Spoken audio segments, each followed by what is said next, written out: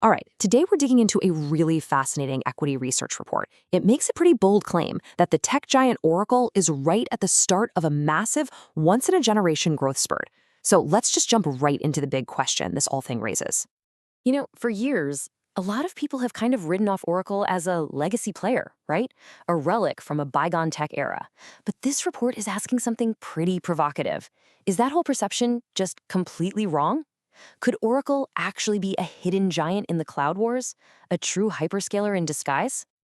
To really get what's going on here, you have to realize there are basically two different companies operating under the Oracle roof. You've got the old legacy Oracle that's kind of slowly fading away, and then you have this new explosive cloud business that's fighting to define the company's entire future. And look, the numbers don't lie. On one side, you've got that legacy software business, a classic melting ice cube, which actually went down by 1% last quarter. But on the other side, the total cloud business, which is just on fire, growing an incredible 28%. It's official. The new Oracle is overtaking the old one. Now hold on, because at first glance, this number is, well, it's shocking. For the entire 2025 fiscal year, Oracle's free cash flow was negative $394 million. For a company of this size, that usually sets off some major alarm bells. So is the business in trouble? But here is the absolute key to this whole story. That negative number, it wasn't a sign of weakness. It was a choice, a deliberate one. Oracle spent a staggering $21.2 billion in 1 year building out data centers to handle a massive wave of future demand. This isn't a loss, it's a massive, calculated bet on what's to come. So if it's a bet, what makes the analysts in this report so confident it's going to pay off?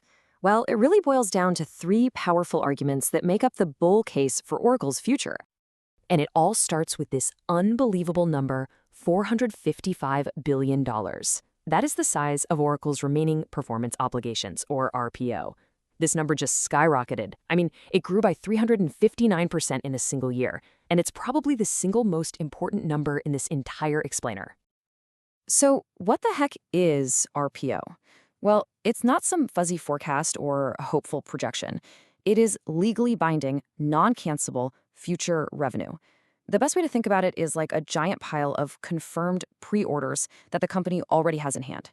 Oracle has literally, contractually, sold $455 billion of its own future. So how are they winning all this business? Well, instead of fighting rivals like Amazon and Microsoft for every little thing, Oracle has done something brilliant. They've embraced a multi-cloud strategy. They basically let customers run Oracle's world-class database on their rivals' clouds. And the result? Just look at that number. A mind-boggling 1,529% growth in that segment. It's a genius move of competition. And the final piece of the bull case is AI. See, Oracle's secret weapon is that the world's most valuable corporate data, your bank info, your company's sales data, it already lives inside their databases. So instead of trying to move all that sensitive data to an AI model, Oracle's new strategy is to bring the AI models to the data. This instantly creates a massive upsell opportunity across their entire customer base. It's a real game changer. But okay, it's not all smooth sailing, of course. The report is very clear about the other side of the coin. There are two major risks that could absolutely derail this whole hypergrowth story. First, that $455 billion backlog, well, it's incredibly concentrated. The vast majority of it comes from just 4 contracts signed with only 3 customers. So think about what that means. Oracle's future is now super dependent on the health and the strategic plans of a very, very small number of huge clients. That's a big risk. The second risk is the messy acquisition of the healthcare IT company Cerner, which is now called Oracle Health. The big problem here is that it's losing a lot of ground and market share to its main competitor, Epic. This part of the business is acting like a major drag on resources, on management's attention, and on the company's bottom line. So how do you weigh these two sides, right? You've got this incredible, contractually guaranteed growth on one hand, and these very serious execution and concentration risks on the other. What's the final verdict? In the end, the report comes down firmly on the bullish side.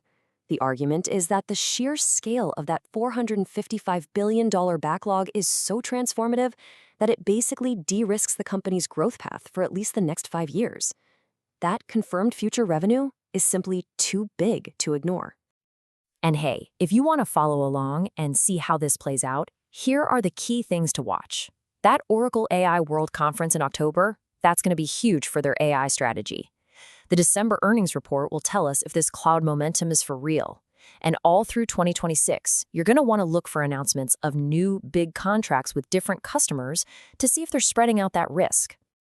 So it all brings us to this final thought. This report makes a really compelling case that Oracle has successfully locked in its future growth. The contracts are signed, the future is sold. But the real multi-trillion-dollar question is still out there. Can they actually build it all and deliver? Can they execute? And that's what we're all going to be watching.